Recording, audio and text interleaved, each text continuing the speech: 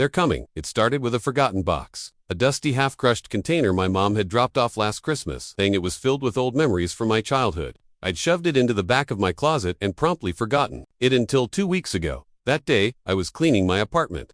Not the lazy, surface kind of cleaning. I mean deep cleaning, the kind you do when you're trying to outrun something invisible.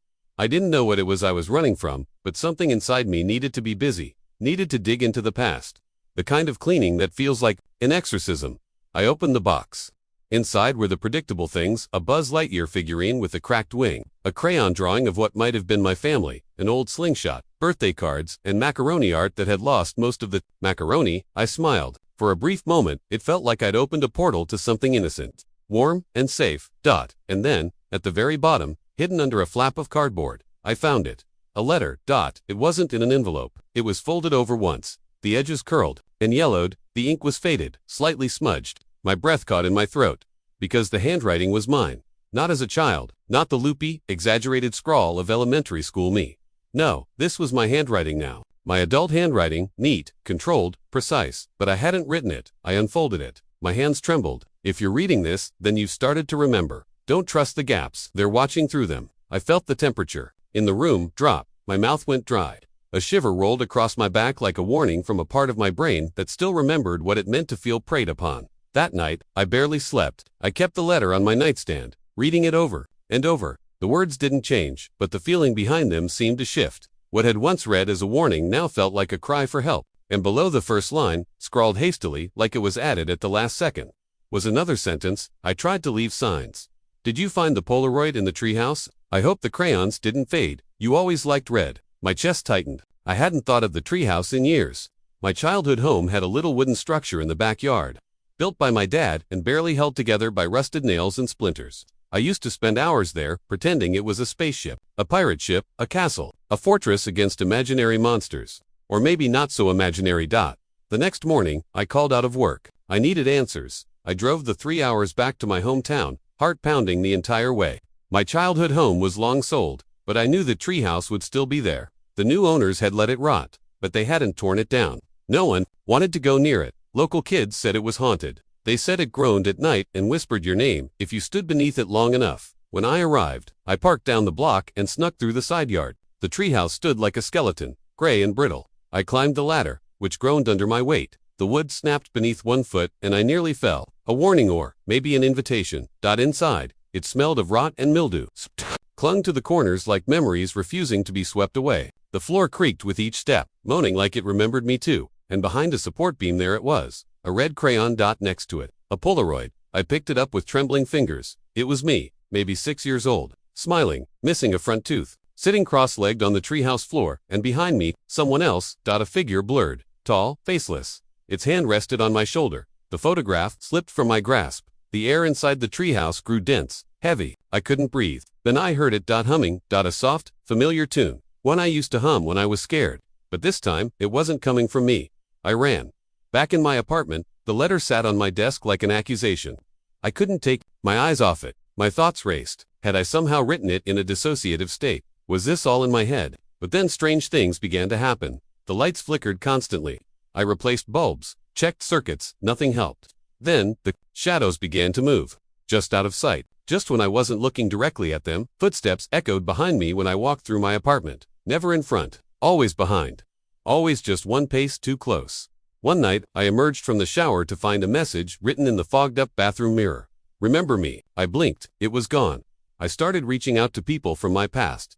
Childhood friends, neighbors, old classmates. Most had moved on. A few didn't remember much, but Jamie did.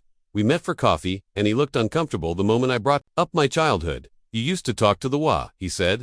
In your room, like full conversations. You said you had a friend who lived in the cracks. We thought it was just your imagination, but it was creepy as hell. My blood ran cold. I asked him if I ever mentioned a name. He hesitated. You called it the Watcher.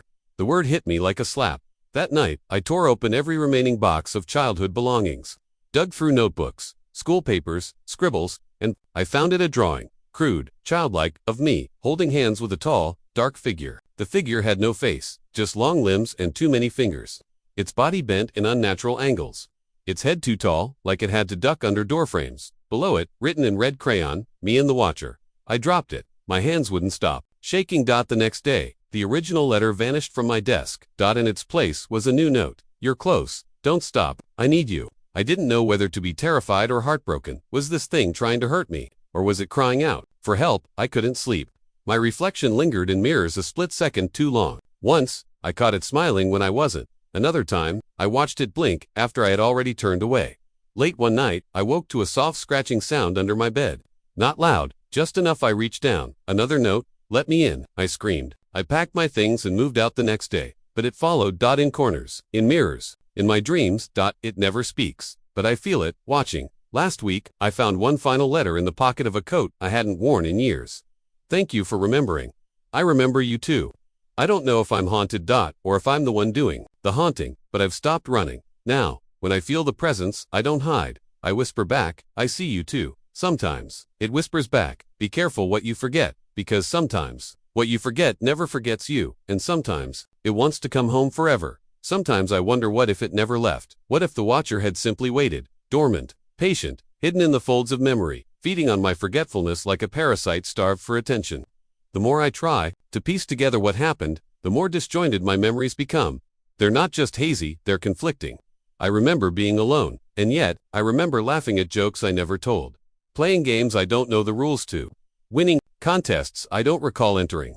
Who was there with me in those gaps? Who filled the silence with whispers that still echo in my ears? I've started hearing voices between the static of the radio. I don't even own a radio. They say my name in a voice that sounds like mine but older, cracked, decaying. They ask questions I can't answer. Why did you forget me? Why did you leave me there? I don't know what there is. Maybe the treehouse, maybe my mind, maybe somewhere in between. Whatever it is, it's not just looking for closure. It's looking for a way back.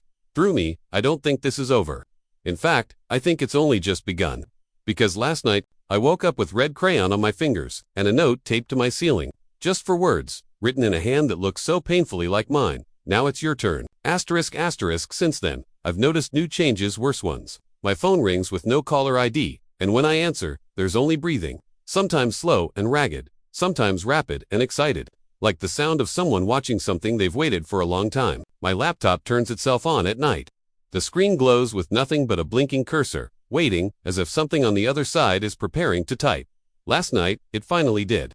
One word, welcome. I've also begun sleepwalking. I wake up, in strange places, outside on the porch, barefoot, cold, dew soaking my feet.